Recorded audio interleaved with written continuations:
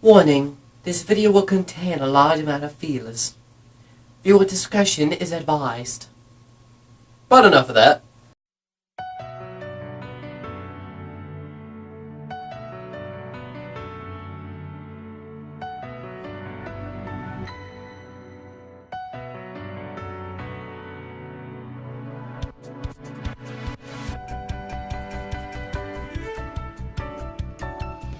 I've talked about Angel Beats a few times, whether it be like to my favorite characters, Shina Iwasawa, or brief mention, and now you're probably wondering, didn't you do your top 10 animes, and why is it Angel Beats in that list if you talk about it so much? Well, because I didn't see or even know this anime existed at the time. Gotta realize that part. Angel Beats is made by the same people who made their own interpretation of the visual novels Clannad, Clannad After Story, Air, and Canon. And if you've seen those, you'll know they have feels too. They make you want to cry. Is this series just as emotional? Or is it the biggest piece of trash you've ever seen in your life? That's what I'm here for. I'm not the big man that's gonna, if you take my opinion for anything for fact, and I'm sorry, you're an idiot. Welcome to my review of Angel Beats. That's right, Teach! Just forget about those morons and keep going! Teach us more! I want to learn more! More! Hey, teach me! Hey, come on! Teach me! There's a lot to go over here. Let me just start right off the bat. Angel Beats takes place in a purgatory-like area where people who had terrible lives end up after they have died. I'm not sure what this place is meant to represent. Mostly like purgatory. Well, I just said that, but like what they're supposed to do there is kind of unknown. There are two kinds of people in this world. The people that actually were alive at one point and the NPCs. The people that actually were alive have the memory of dying and go to the school trying to figure out what they can do to survive and not disappear. And when you disappear, you get reincarnated. Now you're probably wondering, why is that such a bad thing? Because you don't know what you're going to be reincarnated as! You don't know if it's going to be a barnacle. I don't want to be a barnacle. Leave me alone! And then there are the NPCs, people who have been there for an extended period of time, who have somehow got turned into NPCs. Every NPC was once a regular person, but now they're just a bland slate that just so dull and boring that they won't really disappear. They think that the school is actually reality, even though they'll be going to the classes for all eternity. There's some special things about this world. For one, you can't die. Well, you're already dead. Why won't you die when you're already dead? Even if you drown, get crushed, or do any of this crazy shit, you'll come back. But it's just like, not right away. You have to wait for your body to recover. Like, if there's a stab wound, you're gonna lay there unconscious until your wound is all gone. And then you can get back up and be like, that was some crazy shit. They can't die of anything. Even starvation they can't die from. I often wonder if it's like a big joke they go around and do. It's like, hey guys, check it out. No, what are you doing? I'm gonna jump out the window. Guys! No, you crazy bastard! The only way they can really die is if they disappear, or accept their past lives. When you disappear, you get reincarnated, which is what these characters are trying to avoid. Because once again, you don't know what you're going to be reincarnated as. Also, in this world, you can create just about anything, as long as you have the knowledge of it. These people create most of their guns and ammo with dirt. Yeah, many of you people laugh at Brian Regan and his cup of dirt, but that thing could cause the apocalypse. Well, explain it. Well, it's a cup with dirt in it, and I call it cup of dirt. However, they have a big thing known as the Guild. The Guild is a large group of people that work for the SSS that create their weapons for them and their ammo. Because, just getting dirt, put it in a ball, that ain't enough. No, I don't know what else you gotta do. They don't explain that part, but hey, if your logic's turning dirt into guns, then okay, do what you gotta do. But you cannot create things you know nothing about or know little about. It's just gonna break. People often wonder, like, if that's the case in logic in this world, you can create just about anything. How come Kanade has something like Hand Sonic, or be able to create clones, and how come none of the other main characters of the SSS aren't able to do that? Well, that's because they don't have the knowledge of that stuff. I don't know how Kanade has the knowledge of all this stuff. In fact, we don't really get to know the backstory of her all that much. And I'll get back to the characters at one point, but I have a theory that she was once an experiment at the FBI or something. I don't know. It's just a theory. A game theory. Now let's go into the characters, pretty much the highlight. To me, this is more of a emotional, character-driven story. First we have Otanashi, the main character of the story, and for some reason he cannot remember how he died at the beginning. He's merely an exception. He's meant to represent the big change in the storyline. He doesn't really react to certain situations as most of the other male members of the SSS. Then we have Yuri, the leader of the SSS and pretty much the founder of it, along with Hinata and this kid. I forgot his name, I deeply apologize. I'm so sorry, kid! She seems innocent, but she could be a bit, how do I put this? Without sounding like a dick. She could go a bit too far sometimes, let's just say that. Then there's Hinata, practically like the best friend of Otanashi. Not in their lives before, but in this world. It's like they have like a close connection. It's like, if this was real life and this is real high school, you could bet that they'd be like the best of friends. Like, oh my god! And there's Yui, the, many people call her a comedy relief character, and sometimes it's hard to deny that. I'll keep singing for everyone, even when I'm wetting myself. I'll show you what I've got. Get going if you're gonna do it. Wait, my dear senior. Here I go. No, I'm super duper strong. I hope this will be our last battle. Huh? Where's Yui? I thought I heard a short scream. She fell prey to Angel, the poor dear. But she's kind of more there as form of a young fangirl.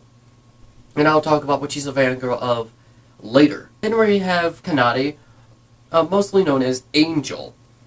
Angel is the person that is trying to obliterate these people. Obliterate, also known as disappear. When you disappear or get obliterated, you move on to your next life. So how does she make them obliterate? Well, they can't die, so even with all her weapons, she can't really obliterate them that way. She has to make them realize that their lives weren't so bad, and they're able to move on to the next one. I don't know why she has to have all these weapons, but fuck, I don't know. Oh, and I forgot to mention, she's also student body president of the school, which also means she has a high amount of power inside the school, which is the only place in this purgatory-like area. Then there's the vice student body president, Naoi. I hope I pronounced that right. I am so sorry. For some reason, he has hypnotism, and yeah, we get to know his backstory, but not Kanade's. What the hell? What the fuck?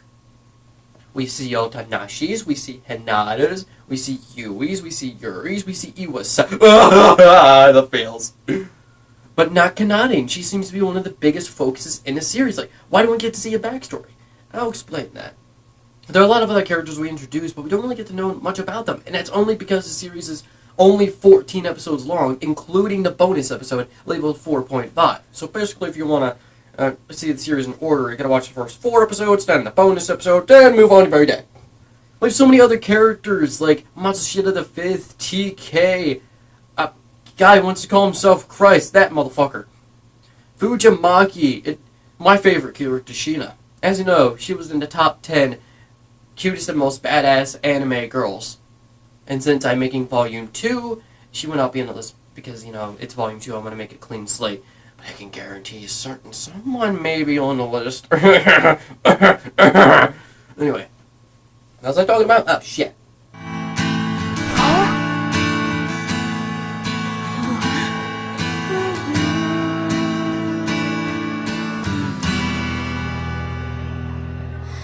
We don't really get to see many backstories, so many characters, and they also try to shove in so many story elements in this short amount of time, it often gets confusing. Like, at first, it's all like, oh, we can't get obliterated by Kanade, secondly, let's get into the guild. I mean, like, every episode has its own storyline, but it just feels like they transition from the main part of the entire story of the entire series so quickly. Avoid Kanade, then avoid Naoi, then go back to avoiding Kanade, then something about shadows, and feels, tear, oh dear, oh god.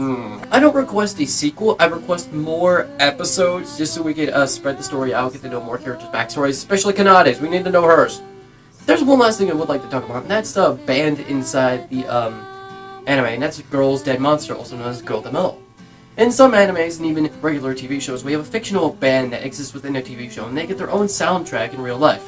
And let me just say, their soundtrack is amazing. Now you're probably thinking, but you speak English! Why do you listen to songs that are in Japanese? To be honest, I do not think you should listen to music because it speaks your language. If you can understand the song's meaning, like what the song is trying to convey, or tell you in like a little story or something like that, then you should be able to enjoy it. Now, if you're just listening to it for the beat, I personally believe you're really listening to it for the wrong reason. If you're listening to it just because it has your language, or because it has lyrics, and like, oh, I can't listen to dubstep, no one's actually singing. But that's not really the right thing you should do. I mean, a lot of people who say this say, oh, there's like this one exception, because that song is able to speak to them. As long as you can understand the meaning, whether it be through looking through translated lyrics, music video, then you should be able to enjoy it, as long as it speaks to you. And that's why I love Girls Dead Monster, because their music actually speaks to me, in my own way. Half of the music is by Iwasawa, the other half is by Yui, because she later on becomes the new lead singer of Girls Dead Monster after Iwasawa.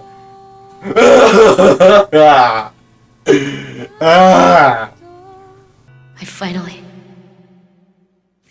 found it.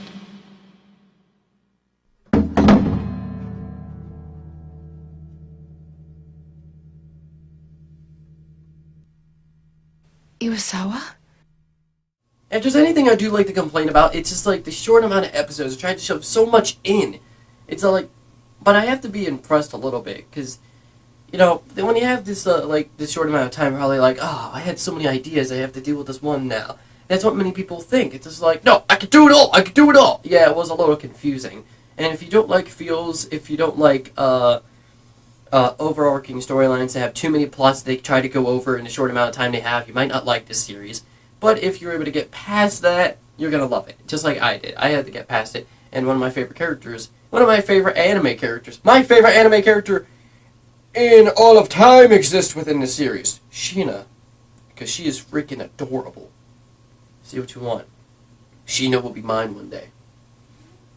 She's my anime waifu. You stay out of this.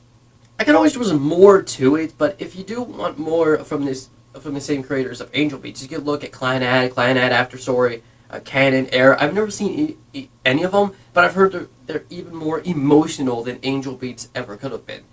Like, I don't even want to cry. I cried like at one point during Angel Beats. Yeah, make fun of me, but I did. They got so many feels, but like I've heard that Clannad and all the other series like that are even worse. I'm just sitting there going, stop it! You get so sad you want to sit in the couch all day, stuffing your face with Doritos and crying and begging for it to stop, and it just won't ever stop. Doritos. I recommend this series only for the people who can understand the story and are willing to ignore the fact that it's kind of short.